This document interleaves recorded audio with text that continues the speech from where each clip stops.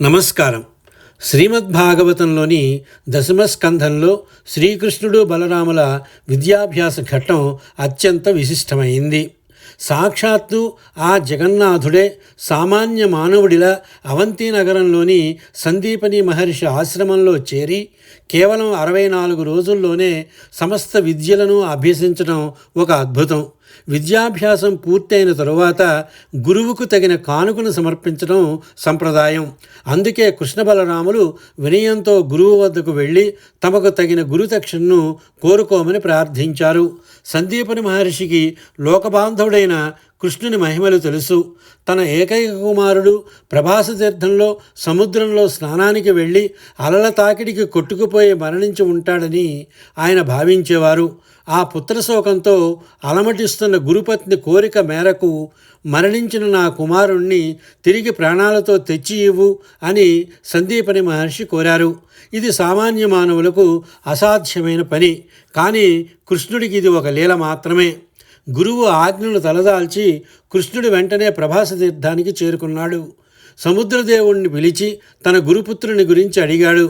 సముద్రుడు ప్రత్యక్షమై, ప్రభు, నా లోపల పంచజనుడు అనే శంఖురూప రాక్షసుడు ఉన్నాడు, బహుశా అతడే బాలుణ్ణి మింగి ఉండవచ్చు అని తెలిపాడు. కృష్ణుడు వెంటనే సముద్రంలోకి ప్రవేశించి ఆ రాక్షసుడిని సంహరించాడు. అయితే ఆ రాక్షసుడి కడుపులో బాలుడు లేడు, కానీ ఆ రాక్షసుడి శరీరం నుండి ఒక దివ్యమైన శంఖం వెలువడింది. అదే కృష్ణుడి ప్రసిద్ధ శంఖమైన పాంచజన్యం. బాలుడు అక్కడ లేడని గ్రహించిన కృష్ణుడు బలరాముడితో కలిసి నేరుగా యమధర్మరాజు నివసించే సంయమనీపురానికి వెళ్ళాడు. యముడు పరమాత్మను చూసి భక్తితో పూజించి వచ్చిన కారణం అడిగాడు. నా గురుపుత్రుడు ఇక్కడ నీ వద్ద ఉన్నాడు, అతడిని వెంటనే అప్పగించు అని కృష్ణుడు ఆజ్ఞాపించాడు. కాలచక్రానికి అధిపతి అయిన యముడు జగన్నాథుడి ఆజ్ఞను శిరసావహించి మరణించిన ఆ బాలుణ్ణి తిరిగి కృష్ణుడికి అప్పగించాడు. మరణించిన బాలుణ్ణి ప్రాణాలతో తీసుకువచ్చి కృష్ణుడు తన గురువుకు అప్పగించాడు. ఆ దృశ్యాన్ని చూసిన సందీపని మహర్షి దంపతులు పరమానంద భరితులయ్యారు. నాయనా, నీ వంటి శిష్యుడు లభించడం నా జన్మధన్యం అని దీవించారు. ఈ ఘట్టం ద్వారా కృష్ణుడు లోకానికి ఒక గొప్ప సందేశాన్ని ఇచ్చాడు.